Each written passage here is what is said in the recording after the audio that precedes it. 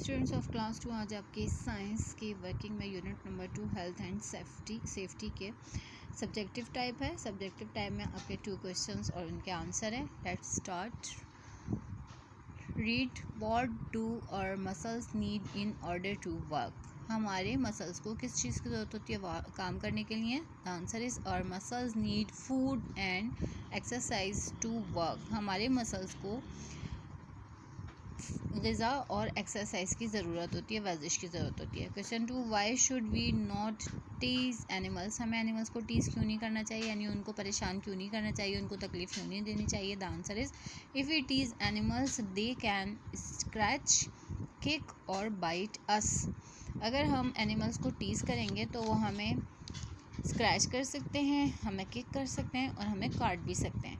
इसके बाद dear students, आपके साइंस की वर्किंग में unit number 3 plants and their parts की कुछ रीडिंग भी है, वो हम करते हैं। Let's start reading with me. Plants and their parts. Plants और उनके पौधे।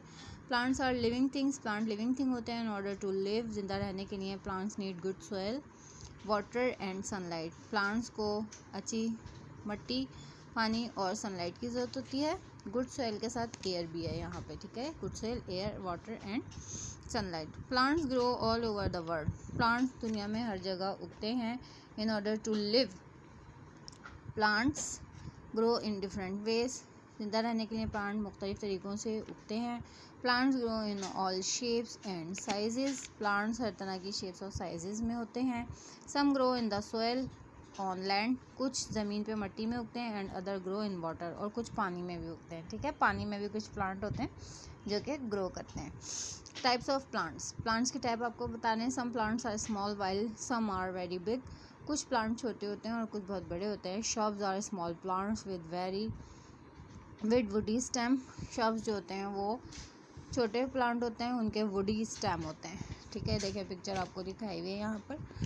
नेक्स्ट है herbs. Herbs are small plants. Herb छोटे प्लांट होते हैं विद टेंडर ग्रीन स्टेम। इनके ग्रीन टेंडर स्टेम होते हैं, यानी कि दबीज। दे आर ऑफन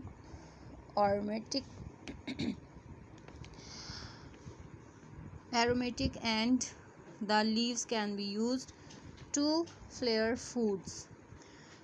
इनके जो होते हैं हर्ब्स जो होते हैं वो छोटे छोटे से प्लांट्स होते हैं। इनके टेंडर स्टेम होते हैं और ये अक्सर खाने में इस्तेमाल किए जाते हैं फ्लेवर के तौर पे, ठीक है। जैसे पुदीना वगैरह हो गया, इस तरह की चीज़ें, या धनिया हो गया, इस तरह की चीज़ें। नेक्स्ट जो आपको टाइप बताने वाला creepers. Creepers are plant with weak stem. Creeper जो होते हैं वो ऐसे प्लांट होते हैं जिनके स्टेम बहुत वीक होते हैं, यानी बेलें जो होती हैं ना। दे ग्रो अलॉन्ग और क्लोज टू द ग्राउंड। वो ज़मीन के इर्द गिर्द ही, यानी कि ज़मीन पर ही ग्रो करते हैं। जो अंगूर होते हैं ये भी बेल पे लगते हैं, और ये जो पम्पकिन होता है, वाटरमेलन होता है, मेलन होता है, ये भी बेलों पर लगता है, ठीक है। नेक्स्ट आपको बताना है climbers. Climbers are plants which climb up other plants or surfaces. Climber ऐसे प्लांट्स होते हैं जो कि दूसरे प्लांट पे या दूसरी सरफेसेस पे चढ़ के ग्रो करते हैं, ठीक है। ये जो अंगूर की बेलें आपने देखा होगा अक्सर, ये दूसरे पौधों के इर्द गिर्द लिपटी हुई होती है, या किसी चीज़ के ऊपर या दीवार पर लिपटी होती है। Trees are the largest plants. दरख्त बड़े पौधे होते हैं, सबसे बड़े वाले होते हैं। They usually have a single woody stem. अक्सर उनकी एक ही स्टेम होती है लकड़ी की, कॉल्ड द ट्रंक, जिसको हम ट्रंक कहते हैं। देखिए ये जो है ये इसकी वुडी स्टेम है, इसको ट्रंक कहते हैं। Some trees are thousands of year old. कुछ ट्रीज हज़ारों साल के होते हैं। Each year the tree grow a new ring inside the trunk. हर साल में जो ट्री का ट्रंक होता है इसमें नया एक रिंग ग्रो करता है। We can tell the age of the tree by counting these rings. इन पे जो रिंग्स होते हैं उनको काउंट करके हम उस ट्री की एज बता सकते हैं, ठीक है। ये आपको एक तरीका बताया किसी भी ट्री की एज मालूम करने का। We the protective outer layer the protective outer layer of a tree of woody shrub is called bark. ये देखें ये बाग है, ये नॉट है इसकी, और ये रिंग है। ये इसके अंदर ये ऐसे ऐसे रिंग्स जो हैं वो सर्कल के तौर पे बनते चले जाते हैं, ठीक है। The paper used to make this book came from our tree, जो हमारी किताब है ये, इसको बनाने के लिए भी जो मटेरियल हमें मिला है वो ट्री से ही मिला है। Paper is made from would, paper लकड़ी से बनता है। Would is finally chopped and mix with water, would को फाइनली चॉप्ड किया जाता है अच्छे तरीके से, बहुत फाइन चॉप करते हैं और फिर उसको पानी के साथ मिक्स करते हैं to make a soft pulp, उसका एक नरम गुदा बना देते हैं। The pulp is then turn into paper, और फिर उस पल्प को पेपर में कन्वर्ट कर देते हैं। आगे आपको बता रहे हैं parts of a plant. A plant has many different parts, what do these part do. Plant के बहुत से पार्ट्स होते हैं, अब ये पार्ट क्या करते हैं, लेट अस फाइंड आउट। अब हम देखते हैं। फ्लावर है सबसे पहला जो उन्होंने बताया हमें, flowers are the parts of some plant that become fruits और एंड सीड्स। फ्लावर जो होता है वो प्लांट का एक ऐसा हिस्सा होता है जो कि फ्रूट्स में या सीड्स में कन्वर्ट हो जाता है। These grow into new plant, और फिर ये नए प्लांट में चेंज हो जाते हैं। अब बता रहे हैं आपको लीव्स के बारे में। Leaves make food for the plant. Leaves जो होती हैं वो प्लांट के लिए फूड बनाती हैं। Leaves also make a gas called oxygen, ये गैस भी बनाती हैं जिसको ऑक्सीजन कहते हैं। We breathe in oxygen from the air to keep us alive, और हम इस ऑक्सीजन में सांस लेते हैं हवा में, जो कि हमें ज़िंदा रखने में मदद देती है। नेक्स्ट आपको बता रहे हैं स्टेम के बारे में। स्टेम क्या होता है?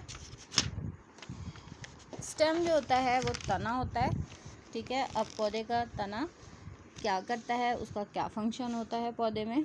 Stem are the stalks that move water and food through